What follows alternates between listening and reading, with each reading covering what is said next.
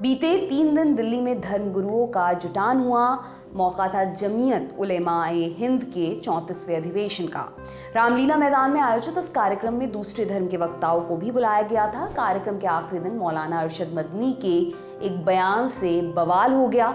दूसरे धर्म के वक्ता गुस्से में मंच छोड़कर चले गए। मदनी ने कार्यक्रम में बोलते हुए मनु आदम और ओम अल्लाह की आपस में तुलना कर दी। इसी पर जैन मुनि आचार्य लोकेश मुनि ने विरोध किया और कहा कि मिलजुल कर और प्यार मोहब्बत से रहने की बात ठीक है, लेकिन मनु और उनकी औलाद की बातें बेकार की हैं ना कहते हुए लोकेश मुनि ने मंच छोड़ दिया। मौलाना अरशद मदनी ने 12 फरवरी को इसी कार्यक्रम के मंच से कहा, मैंने बड़े बड़े धर्मगुरुओं से पूछा कि जब कोई नहीं था, ना श्री राम थे, ना ब्रह्मा थे, ना शिव थे, जब कोई ना था तो सवाल पैदा होता है कि मनु पूछते किसको थे। कोई कहता है कि शिव को पूछते थे, लेकिन उनके पास इल्म नहीं है। बहुत कम लोग ये बताते हैं कि जब दुनिया में कुछ नहीं था तो मनु ओम को पूछते थे। तब मैंने पूछा कि ओम कौन है। बहुत लोगों ने कहा कि वो एक हवा है जिनका कोई रूप नहीं है, कोई रंग नहीं है। हवा दुनिया में हर जगह है। उन्होंने आसमान बनाया, उन्होंने ज़मीन बनाई। इन्हीं को तो हम अल्लाह कहते हैं, इन्हीं को तो तुम ईश्वर कहते हो। फारसी बोलने वाले खुदा कहते हैं, अंग्रेज़ी बोलने वाले गॉड कहते हैं। इसका मतलब है कि मनु यानी आदम एक ओम यानी एक अल्लाह को पूछते थे। अरशद मदनी ने इस बयान के आधार पर यह भी कह दिया कि जो लोग घर वापसी की बात करते हैं उन्हें पता होना चाहिए कि हम तो अपने ही घर में बैठे हैं। मदनी के इसी ओम अल्लाह को मिलाने की बात पर कई लोग नाराज़ हो गए हैं। अब आपको बताते हैं कि मौलाना अरशद मदनी हैं कौन। मौलाना सैयद अरशद मदनी इस्लामिक संगठन जमीयत उलेमा-ए हिंद अरशद गुट के अध्यक्ष हैं। 100 साल पुराने इस संगठन का उद्देश्य इस्लाम धर्म के विचारों और उसकी विरासतों का संरक्षण करना है। संगठन का संबंध दारुल उलूम देवबंद से है। भारतीय मुसलमानों में देवबंदी अल्पसंख्यक हैं। एक अनुमान के मुताबिक करीब 15 से 20% मुसलमान खुद को देवबंदी मानते हैं। साल 1919 में कई देवबंदी स्कॉलर्स ने मिलकर जमीयत उलेमा-ए हिंद बनाया था। जमीयत की राजनीतिक विचारधारा समग्र राष्ट्रवाद की है, जो आज़ादी के दौरान मुस्लिम लीग के ठीक खिलाफ थी। संगठन ने भारत विभाजन का भी विरोध किया था। अरशद मदनी मौलाना सैयद हुसैन अहमद मदनी के बेटे हैं। हुसैन अहमद मदनी भी जमीयत उलेमा-ए हिंद के अध्यक्ष थे। साल 1938 में हुसैन अहमद मदनी ने मुत्तहिद कौमियत और इस्लाम नाम की एक किताब लिखी थी। मुत्तहिद कौमियत का अर्थ होता है समग्र राष्ट्रवाद। किताब में उन्होंने लिखा था कि हिंदू और मुसलमान दो अलग धर्म से ज़रूर आते हैं, लेकिन एक ही कौम और एक ही देश का वो हिस्सा हैं। ये विचार मोहम्मद अली जिन्ना और उनकी मुस्लिम लीग की विचारधारा के खिलाफ था। जब हुसैन अहमद मदनी इस तरह की बात कर रहे थे, उसी दौरान अरशद मदनी का जन्म हुआ। साल 1941 में जमीयत उलेमा-ए हिंद की वेबसाइट से जानकारी मिलती है कि अरशद मदनी ने 8 बरस की उम्र में कुरान को रट लिया। शुरुआती पढ़ाई के दौरान उन्होंने फारसी सिलेबस को भी पढ़ा। फिर 1955 में अरबी भाषा सीखनी शुरू की। साल 1959 में उन्होंने दारुल उलूम देवबंद में दाखिला लिया। 1964 में यहाँ से उनकी ग्रेजुएशन की पढ़ाई पूरी हुई। पढ़ाई के बाद अगले साल बिहार के चर्चित मदरसे जामिया कसमिया में पढ़ाने गए। यहाँ करीब 2.5 साल तक उन्होंने अपनी सेवाएं दी। फिर मदनी ने इस्लाम को लेकर अपने ज्ञान को गूढ़ करने का सोचा, या फिर ऐसा कह सकते हैं कि उनके पिता ने ऐसा करने का सुझाव दिया। साल 1967 में अरशद मदनी मदीना सऊदी अरब चले गए। वहाँ करीब 14 महीने रहे और इस्लामिक विचारों को लेकर अध्ययन किया। ज़्यादातर समय वहाँ की मस्जिद में रहे। फिर वापस भारत आ गए। वापस आने पर मदनी के गुरु मौलाना सैयद फ़खरुद्दीन ने उन्हें मुरादाबाद के शाही मदरसे में पढ़ाने को कहा। साल 1969 में मदनी ने वहाँ पढ़ाना शुरू किया। बाद में इसी मदरसे में प्रशासनिक जिम्मेदारियाँ भी मिली। 1971 में उन्हें मदरसे की एडवाइजरी काउंसिल का कन्वीनर बनाया गया। अगले ही साल वहाँ के वो वाइस प्रिंसिपल बन गए। साल 1982 में मदनी को दारुल उलूम देवबंद बुला लिया गया। उन्होंने यहाँ लंबे समय तक पढ़ाया। वहाँ भी 1987 से 1990 तक वाइस प्रिंसिपल रहे। फिर 1996 से 2008 तक इसी दारुल उलूम के प्रिंसिपल रहे। दारुल उलूम आने के बाद मदनी को जमीयत उलेमा-ए हिंद में भी जिम्मेदारी मिलने लगी। साल 1984 में उन्हें संगठन की वर्किंग कमेटी का सदस्य बनाया गया। साल 2006 में अरशद मदनी के भाई असद मदनी का निधन हुआ। असद तब संगठन के अध्यक्ष थे। उनके निधन के बाद अरशद मदनी देश के सबसे बड़े इस्लामिक संगठन के सर्वेसर्वा बन गए।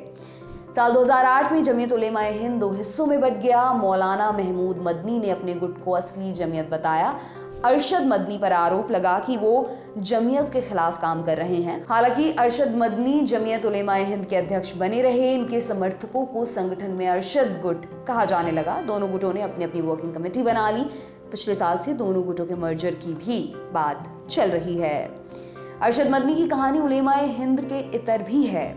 साल 1997 में उन्होंने एक मदनी चैरिटेबल ट्रस्ट बनाया था। यह ट्रस्ट पंजाब, हरियाणा और हिमाचल प्रदेश में धार्मिक शिक्षण संस्थानों को फंड करता है।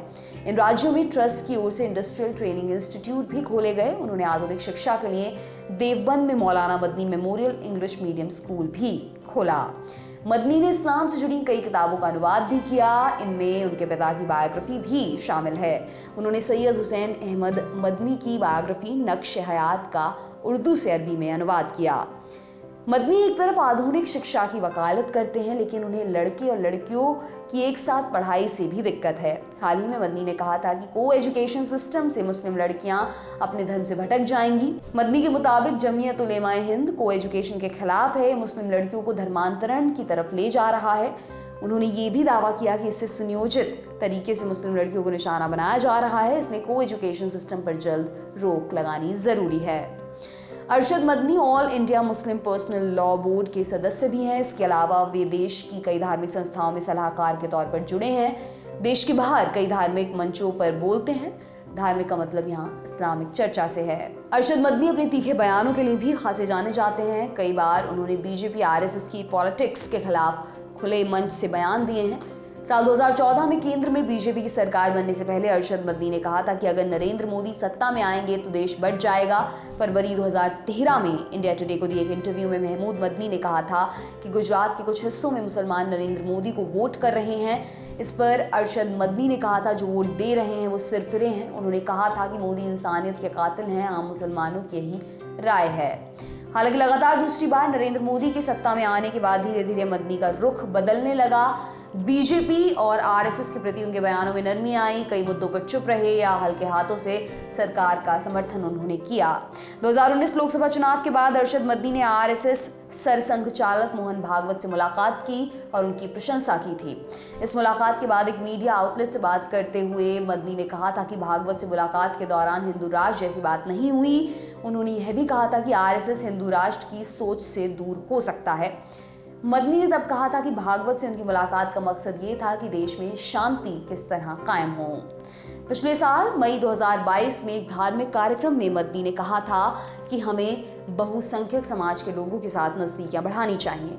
उन्हें अपने मदरसों और अपने स्कूलों की शिक्षा के बारे में समझाना चाहिए। उन्होंने कहा था कि हमारी लड़ाई हिंदू भाइयों से नहीं बल्कि सत्ता में बैठे उन लोगों से है जो धर्म के नाम पर देश को बर्बाद कर रहे हैं। साल 2015 की शुरुआत में जमीयत अध्यक्ष ने AIMIM प्रमुख असदुद्दीन ओवैसी और उनके भाई को गद्दार भी बता दिया था। मुंबई में एक प्रेस कॉन्फ्रेंस में उनसे ओवैसी की भाषा को लेकर सवाल पूछा गया था। मदनी ने कहा था कि ओवैसी गद्दार हैं और वे इसलिए ऐसी भाषा का इस्तेमाल करते हैं ताकि AIMIM को हैदराबाद में कुछ सीटें मिल सके। मौलाना अरशद मदनी अपने संगठन की राजनीतिक विचारधारा को कई मौकों पर दोहराते हैं, उसी समग्र राष्ट्रवाद की विचारधारा को। पिछले साल मदनी ने कहा था कि जिन लोगों ने देश की आज़ादी के लिए त्याग किया वो देशद्रोही कैसे हो सकते हैं।